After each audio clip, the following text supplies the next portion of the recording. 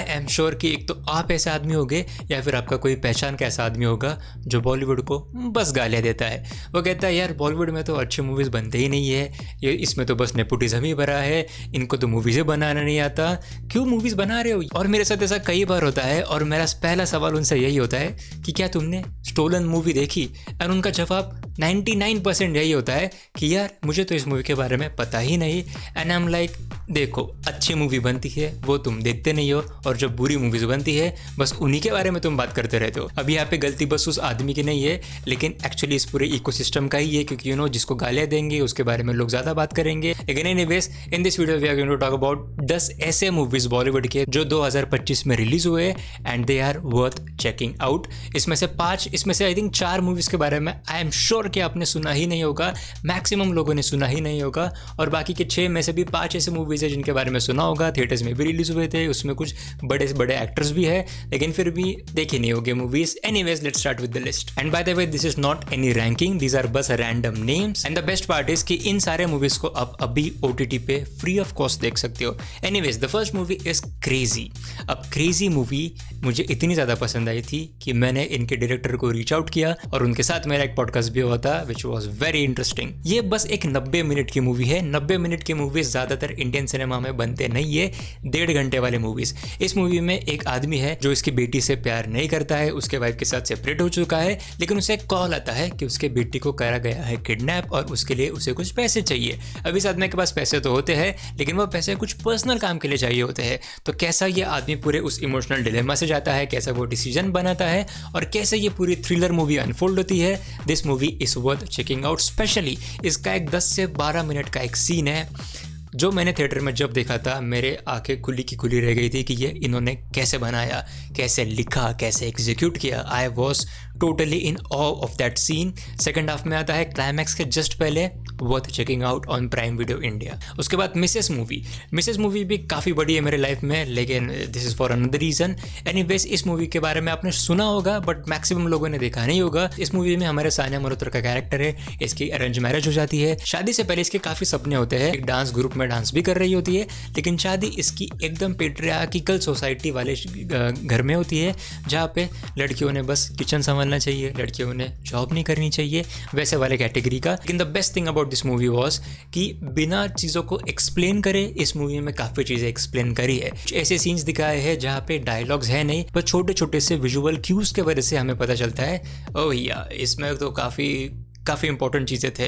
This movie is worth checking out. ये आपको ZEE5 पे मिलेगी। तीसरी हमारी मूवी है सुपर बॉयज ऑफ मालेगांव। ये एक्चुअली रियल लाइफ दोस्त थे, उनके ऊपर बेस्ड है, जहाँ पे वो आते थे एक छोटे से शहर, छोटे से गांव जिसका नाम है मालेगांव। वहाँ पे कुछ उन्हें सुविधा नहीं थी, उन्हें कुछ साधन नहीं थे, लेकिन उनमें बस एक जज्बा था और वो था मूवीज़ बनाने का। तो वो स्पूफ वाले मूवीज़ बनाते थे, यानी कि super boys of Malegaon, Sholay of Malegaon, ऐसे स्पूफ वाले मूवीज़ वो बनाते थे। मतलब मालेगांव का टच उन मूवीज़ में देते थे और काफ़ी लोग उसे देखते थे। लेकिन इसकी काफ़ी इमोशनल स्टोरी है, काफ़ी इंटरेस्टिंग स्टोरी है, specially in the second half. लेकिन as I said I can understand कि फिल्म मेकिंग के बारे में है तो शायद ज़्यादा लोगों से कनेक्ट नहीं होगी, लेकिन at the end of the day it is a movie inspired by true stories and ये आपको डेफिनेटली मूविंग तो लगेगी। प्राइम वीडियो इंडिया पे ये मूवी है। उसके बाद यार ये मूवी मुझे बहुत ही ज़्यादा हिट करी थी। इसका नाम है द मेहता बॉयज़। और इंटरेस्टिंगली इस मूवी के डायरेक्टर कौन हो गए? गेस करो, बमन ईरानी। या बमन ईरानी इस मूवी के राइटर है और इस मूवी के डायरेक्टर भी है, इस मूवी के मेन एक्टर भी है, और उनके यहाँ पे बेटे का रोल प्ले किया है अविनाश तिवारी ने। इस मूवी की कहानी मेजरली है एक फादर सन और लॉस के बारे में। बमन ईरानी और उनका बेटा अविनाश तिवारी ने जिनका रोल प्ले किया है, इनकी बचपन से बनती नहीं है, लेकिन बड़े होने के बाद अविनाश तिवारी का कैरेक्टर सेटल हो जाता है, लेकिन बमन ईरानी की वाइफ डेथ हो जाती है और कैसे इस डेथ के वजह से कैसे उन्हें साथ रहना पड़ता है और फाइनली कैसे वो अपने डिफरेंसेस को ओवरकम करते हैं। इस कहानी को बहुत ही खूबसूरती के साथ इन्होंने बताया है। It is one of the must watch movies of 2025, not just from Bollywood but from the whole world. It is that impactful, performance एक नंबर, स्टोरी काफ़ी ग्राउंडेड, काफ़ी रियलिज्म से भरी हुई, काफ़ी इमोशनल करेगी आपको ये मूवी। ये भी आपको प्राइम वीडियो इंडिया पे मिलेगी। और अगली मूवी जो है ये मूवी है एकदम ड्रेडफुल। ये मूवी देखने के बाद आपको इमोशनल तो लगेगा ही, लेकिन आपको डर बहुत लगेगा। आपको डर लगेगा कैरेक्टर्स के बारे में। And the simple reason is कि कहानी ऐसी है, 2 भाई होते हैं। एक भाई आता है रेलवे स्टेशन पे जहाँ पे एक औरत की छोटी सी बच्ची गायब हो जाती है, उसे चोरी कर दिया जाता है। और ये जो दो भाई है इनका इस केस से कुछ रिलेशन नहीं होता है, लेकिन फिर भी समहाउ वो उसके इन्वेस्टिगेशन में चले जाते हैं। और जब वो उसके इन्वेस्टिगेशन में घुसते हैं फोर्सफुली, उसके बाद लाइफ एंड डेथ वाला सिचुएशन हो जाता है। कैसे कैसे इन्हें सर्वाइव करना पड़ता है पूरे सिचुएशन से। This movie is worth checking out.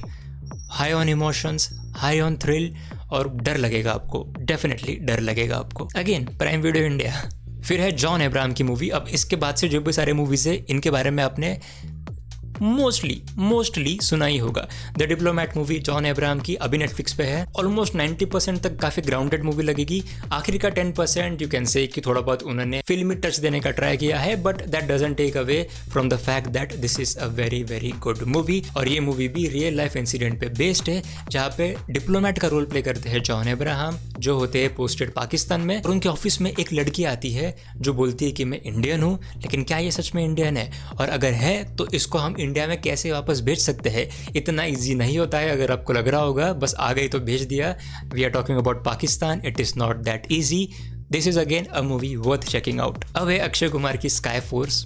Sky force के बारे में काफ़ी सारे चीज़ें हुए थे कि उन्होंने कैसे ऑलमोस्ट 200 रुपए के ऑफ दे दिए थे उनके टिकट्स पर जब ये मूवी थिएटर्स में रिलीज हुई थी। आई एम श्योर कि स्काई फोर्स सुनने के बाद आपको वीर पहाड़िया और उनका डांस ही याद आएगा। लेकिन I can tell you this movie is not that movie जिसके आप मजे लोगे। This is a good movie. इस मूवी में भी काफ़ी हाई ऑन इमोशंस है, specially in the second half. और ये मूवी यार अच्छी है, इसको पता नहीं लोग क्यों उसको ट्रोल कर रहे थे। This is a good movie. फिर है भैया जो बोलते हैं कि रोमांटिक कॉमेडी मूवीज नहीं बना रहा बॉलीवुड। भूल चूक माफ नाम से मूवी आई थी। It was a decent watch. इसका कॉन्सेप्ट भी थोड़ा सा अलग था, जो हम ज़्यादा इतना नहीं देखते हैं। ये था टाइम लूप के ऊपर बेस्ड। राजकुमार राव का कैरेक्टर की शादी तय हो जाती है वामिका गब्बी के कैरेक्टर के साथ, लेकिन एक चीज़ के वजह से वो एक टाइम लूप में फंस जाते हैं, जिसके वजह से वो शादी वाले दिन तक पहुंचते ही नहीं है। अब वो क्यों नहीं पहुंचते हैं, फिर वो बाद में कैसे पहुंच सकते हैं, इस ये पूरे जर्नी में हमें राजकुमार राव के साथ जाना पड़ता है। And it is a movie which will bring a smile on your face. Funny भी है, फील गुड वाला भी इसका फ्लेवर है, and it's a nice rom com यार। It's a decent nice rom com. फिर प्रतीक गांधी और यामी गौतम की एक मूवी आई थी धूमधाम नाम से नेटफ्लिक्स पे। ये भी एक काफ़ी इंजॉयबल मूवी थी, मैंने काफ़ी इंजॉय करा था इस मूवी को। ये भी एक रोमांटिक कॉमेडी मूवी है। यहाँ पे प्रतीक गांधी का कैरेक्टर एकदम शांत स्वभाव वाला है, जो बड़े बड़े से चीज़ें नहीं करता है, काफ़ी नॉर्मल सा एक ह्यूमन बींग है। लेकिन यामी गौतम का कैरेक्टर एकदम आउटगोइंग है, फ्लैशी है, और इन दोनों की शादी तय हो जाती है। लेकिन इनके शादी के रात उनके दरवाजे पे एक नॉक होता है, और कुछ मिसअंडरस्टैंडिंग की वजह से यामी गौतम और प्रतीक गांधी के कैरेक्टर को रात भर यहाँ से वहाँ भटकना पड़ता है। And believe me this is the शादी वाली रात। रात भर इनको भटकना पड़ता है, उन गुंडों से छुपना पड़ता है, उन गुंडों को फेस करना पड़ता है। और इस पूरे जर्नी में आपको मूवी काफ़ी हंसाएगी, काफ़ी इंजॉयमेंट वाला फीलिंग देगी, and basically you will have a fun time. And finally let's talk about a movie जो आई थी जनवरी में, जिसका नाम है देवा। अब आई नो ये मूवी एक रीमेक है, लेकिन it doesn't really matter because the movie was good. Shahid Kapoor की मूवी है, थ्रिलर मूवी है। मैंने इसका ओरिजिनल वर्जन नहीं देखा था, लेकिन ये वर्जन को भी मैंने काफ़ी एंजॉय किया था। इसमें शाहिद कपूर का कैरेक्टर एक पुलिस ऑफिसर होता है, वो एक केस का इन्वेस्टिगेशन करता है, और इस पूरे जर्नी में काफ़ी इंटरेस्टिंग से चीज़ें होते हैं। और ये ऐसे टाइप की मूवी है जो आपको ध्यान दे के देखनी पड़ेगी कि भाई अगर आप इस मूवी के स्टोरी को फॉलो नहीं कर रहे हो तो आप चीज़ें मिस कर दोगे। नाउ आई वोंट से कि ये बहुत सही मूवी है, but it is definitely a good enough thriller that you can enjoy. अब अगर मैं इन 10 मूवीज़ को डिवाइड करूँ कि आपको कौन सी 110% देखनी चाहिए, तो ये वाले जो सारे मूवीज़ आपको देखने को मिल रहे हैं इनको तो आपने देखना ही चाहिए। बाकी के आपके चॉइस के ऊपर है, लेकिन यार ये सारे मूवीज़ तो देख ही लो, 100% देख लो। प्लीज़ मुझे नीचे कमेंट्स में बताना कि तुमने इन सारों में से कौन सी मूवी देखी है, और क्या तुम्हारे भी ऐसे पहचान वाले लोग हैं जो बोलते हैं कि यार बॉलीवुड तो फिनिश्ड है। प्लीज़ मुझे नीचे कमेंट्स में बताना। And as always thank you so much for watching.